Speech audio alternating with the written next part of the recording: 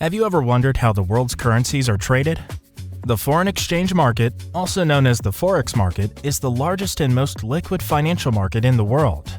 It's a marketplace where currencies from all over the globe are bought and sold in pairs. A currency pair is a quote that shows the value of one currency in relation to another.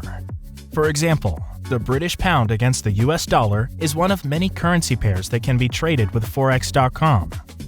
The value of individual currencies change over time, often second to second, and speculative traders can take advantage of these changes by buying and selling at the appropriate times in order to make a profit.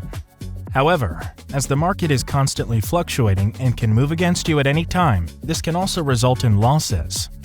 What drives the value of currencies? Interest rates and inflation are two of the most important factors. The value of an individual currency will also reflect the demand for it. Traders can profit from the fluctuations between currencies as they strengthen or weaken relative to one another. The Forex market is by far the largest, most liquid market in the world. In fact, it's larger than all the other global financial markets combined. Every day, trillions of dollars are exchanged on the Forex market. The Forex market is open 24 hours a day, 5.5 days a week, making it incredibly accessible to traders at all levels of experience around the clock. Thanks for watching.